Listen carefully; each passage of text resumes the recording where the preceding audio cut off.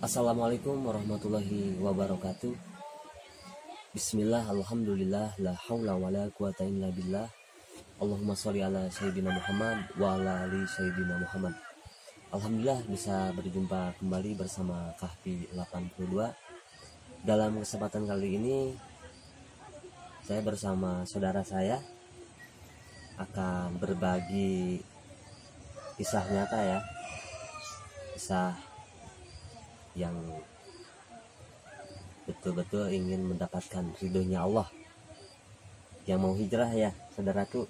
Betul ya, betul. Sebelum ke kisah nyatanya dan sebelum ke cerita-ceritanya saudara saya nih ya, jangan lupa channelnya di subscribe, like, komen ya.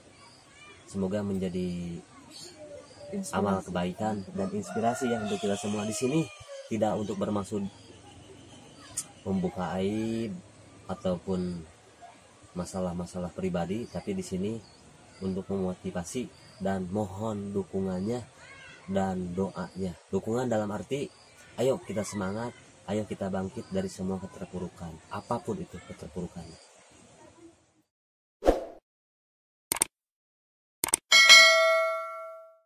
Untuk semua sahabat Kahfi 82 ya, langsung aja nih ke saudara saya, biar langsung beliau menjelaskan dengan kisah menuju Allahnya ya, OTW Allah dalam arti hijrah.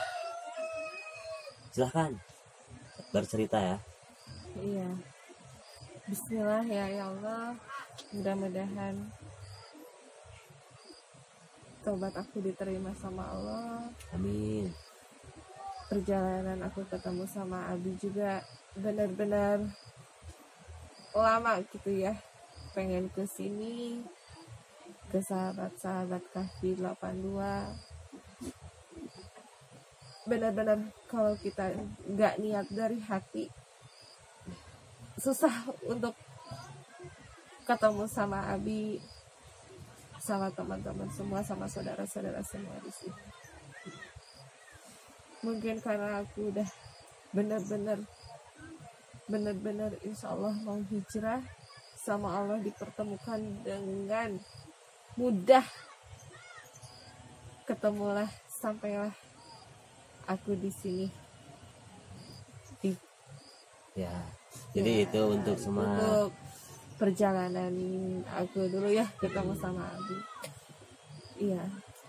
Jadi itu untuk sahabat Kahfi 82, saudaraku ini tuh Intinya kalau mau ketemu sama Abi, bismillah ya, harus dengan hati juga, iya juga. harus dengan hati Jadi ya. Jadi nggak ada niat yang, iyalah intinya mah nggak ada niat yang jelek atau gimana gitu, yang selalu merendahkan diri kita sendiri. perlu sedikit diketahui ya untuk semua sahabat Kahfi 82, saudaraku ini di masa lalunya itu sangat kelam sekali. Iya. Dan beliau bukan tidak mau untuk bertaubat dalam waktu kemarin ya, dengan mungkin, tapi karena semua belum ada waktunya, belum ada izin Allah, dan alhamdulillah sekarang dengan mudah ya, dengan bisa terlewatkan. Dan perlu diketahui juga bahwa saudaraku ini tuh pengen hijrah bukan karena siapapun, tapi karena diri aku sendiri dan karena Allah.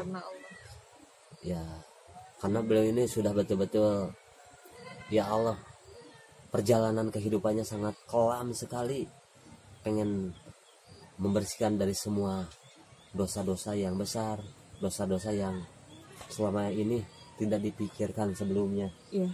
Karena dalam beberapa tahun ke belakang beliau melakukan dosa yang sangat besar sekali, yang benar-benar yang tidak diridhoi sama Allah. Dan inilah hukum-hukumullah ya. Bukan di akhirat saja, di dunia ini juga nyata gitu pengalaman aku gitu. Jadi yang paling saya terharu gitu untuk semua sahabat ya, Jadi saudaraku ini tuh beliau melakukan hal-hal dosa yang sangat besar ya. Tidak usah saya jelaskan lah dosanya apapun itu gitu. Yang terpenting beliau merasakan kegalauan, merasakan kegelisahan, dan ngerasain keterpurukan. Contohnya dengan salah satu menghalalkan berbagai cara dengan intinya mah harus gampang dapat uang. Alasan manusia itu emang iya buat anak, tapi itu salah gitu. Lebih baik anak aku kelaparan sama aku kelaparan daripada intinya menerima hasil yang benar-benar yang tidak diridhoi sama Allah gitu. Lebih ya, contohnya maaf gitu ya. Ya, contohnya gini, aku mempunyai anak lah gitu ya. Dari hasil yang tidak diridhoi sama Allah. Kemudian jadi maksudnya di luar nikah ya. Kemudian emang anak aku belum bisa jalan sampai sekarang ini. Udah terapi kemana-mana, udah terapi ke dokter, mau kemana juga. Jadi mungkin dengan izin Allah ya, aku kebuka gitu,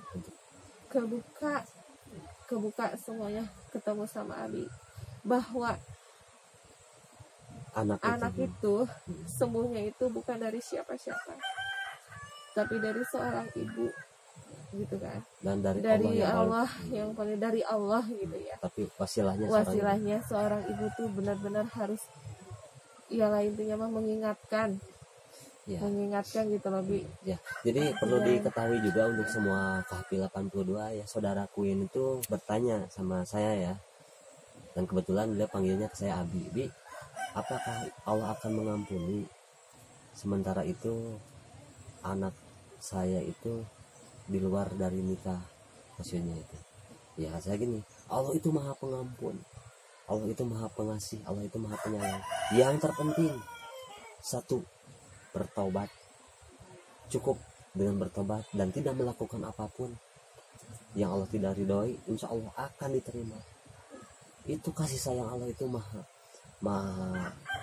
pengasih, maha penyayang. Karena dijelaskan Robi habi hukmah wa al-hikmi bisolin, semua kejadian pasti ada hikmahnya. Jangan sampai kita udah diperingatkan sama Allah, udah dikasih kesempatan sama Allah, diulang kembali. Dan saya mendengar sendiri, masya Allah ya, di dunia yang selama ini dijalankannya itu sangat berat. Saya yakin saudaraku ini pasti pengen kembali ke Allah, tapi sulit untuk menemukan hidayah, karena hidayah milik Allah Subhanahu wa Ta'ala. Betul nggak? Iya. Untuk semua sahabat KPI 82 ya, perlu kita ketahui bahwa Allah itu maha pengasih, maha penyayang. Jangan berkecil hati, siapa tahu di luar sana ada yang sama kehidupannya bersama saudaraku ini. Beliau sudah menjalankan kehidupannya dan punya anak itu, maaf ya di sini yang di luar nikah itu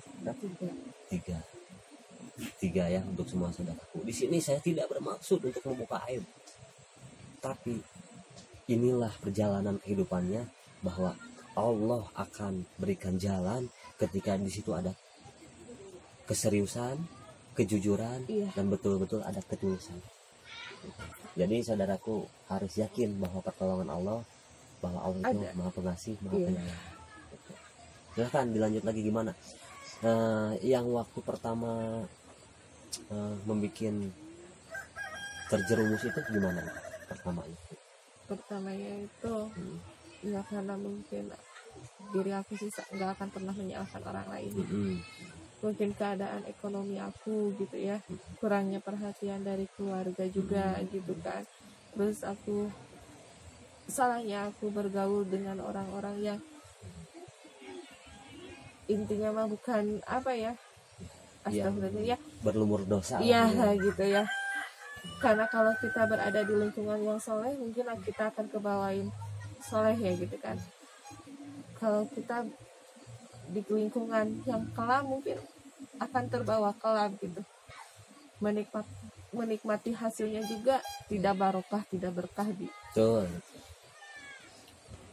Iya, seperti itulah aku tergiur dengan uang lah gitu. Duniawi ya. Duniawi, terus janji-janji seorang laki-laki yang benar-benar sama aku, mau ditikahin, akhirnya seperti itu.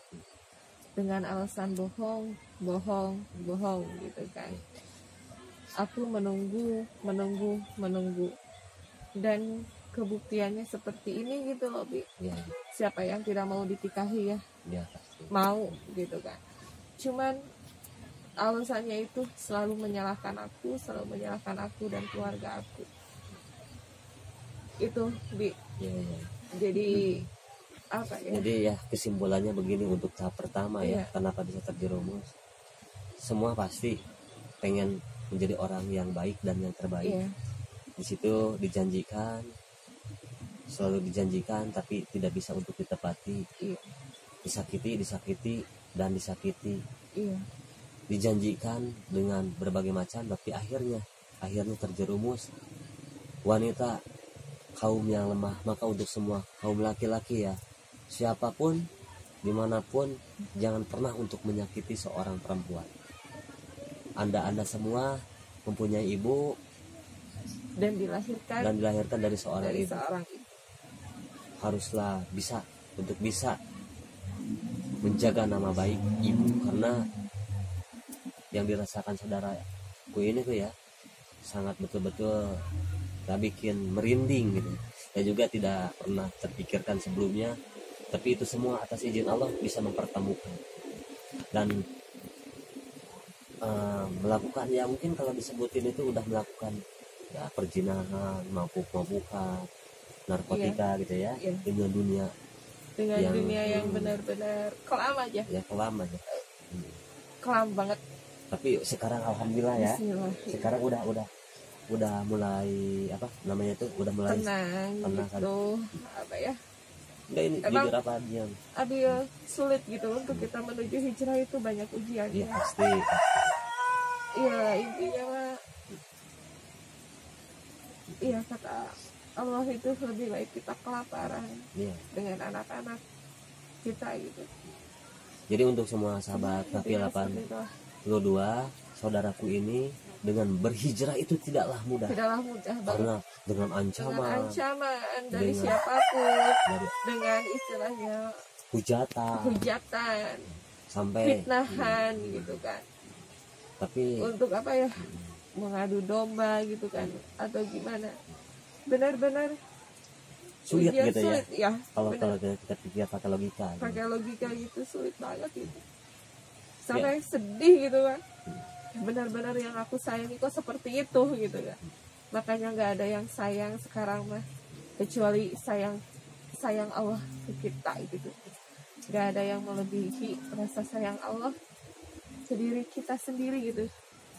Kalau kita nggak sayang sama diri kita sendiri, siapa yang sayang gitu? Iya, itu aku mikir seperti itu, Bi. Ya alhamdulillah aku ketemu sama Abi, bisa ngebimbing aku gitu ya. Sama-sama belajar, sama-sama ya aku belajar gitu dari Abi, pengalaman hidup Abi juga gitu kan. Kok masa aku nggak bisa gitu kan?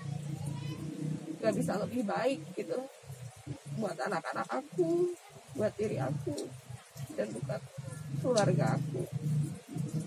Mungkin teguran dari Allah, karena aku hidupnya apa ya, kalau bahasa Sunda itu bedegong, gak dengar kata-kata orang tua. Murka orang tua itu bukan di akhirat aja, di dunia juga sudah ditampakkan ya, emang kenyataannya seperti itu ya. Jadi untuk semua sahabat Kafi 82 perlu diketahui ya, untuk semua dimanapun, buat kaum Hawa, kaum Adam, jangan sekali-kali kita untuk menyakiti perasaan orang tua, melawan sama orang tua. Yang kata saudaraku tadi itu, jangan sampai bedegong ke orang tua gitu. Tapi tidak nurut gitu. Karena orang tua emang pengen yang lebih baik. Kakak itu pengen aku yang lebih baik. Emang aku juga banyak punya dosa. Bukan berarti aku istilahnya alim loh, Bi. Mungkin Allah memasangkan seseorang gitu kan ya, dari yang baik dengan yang baik, yang buruk dengan yang buruk. Tapi aku juga berhak di kehidupan aku nanti ke depan.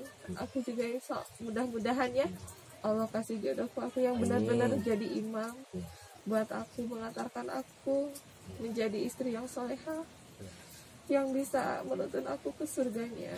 Emang itu aku yang rindukan ya Allah. Gitu aja deh. Jadi untuk semua sahabat ya, mohon doanya biar saudaraku ini Allah berikan taufik, hidayah dan keberkahan. Amin. Dan diberikan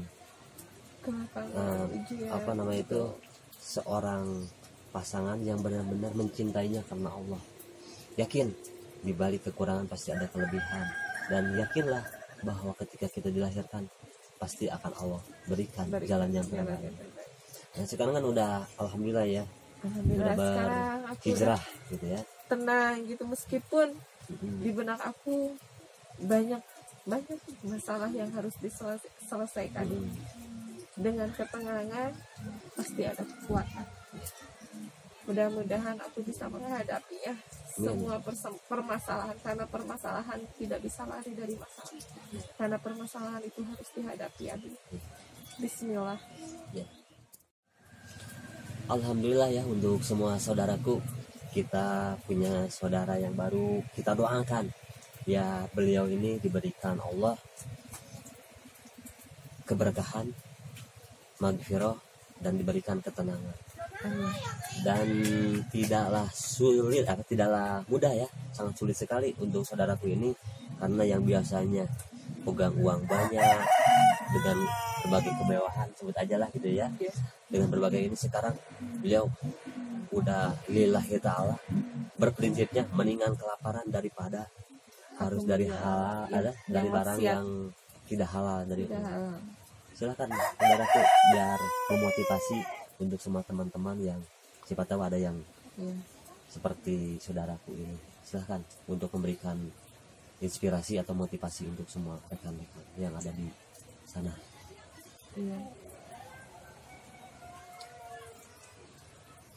Silakan. Gimana ya? Ya kesimpulannya gini ya, sahabat yang di luar sana, jangan pernah mengulangi kesalahan seperti aku ya. Jangan pernah sobat-sobat semua gitu ya, perjalanan hidup yang kelam itu di dunia malam kayak gitu ya dia. Terus anak itu hasil dari perzinahan itu, benar-benar kasihan sama anak kita sendiri gitu. Anak gak punya dosa ya dia. Suci terlahirnya gitu. Karena aku punya prinsip, meskipun di luar nikah aku tidak pernah menggugurkan anak aku, karena anak aku tidak dosa. Seorang ibu dan ayahnya yang punya dosa gitu. Itu aja. Jadi jangan mengulangi. Iyalah, intinya mah jangan sampai menyesali. Hayulah kita berhijrah gitu di jalan Allah, ridho Allah gitu ya. Minta doanya juga ke sahabat-sahabat Tasawuf Kahfi 82 ya. Anak aku bisa berjalan ketika ibunya berhijrah gitu. Bismillah ya. Jadi begini, saya tambahkan ya untuk semua sahabat, anak dilahirkan ke dunia ini dengan sempurna, apapun dengan melakukan hal-hal yang walaupun itu tidak Allah halalkan ya, tapi tetap ketika itu yang salah adalah orang tuanya.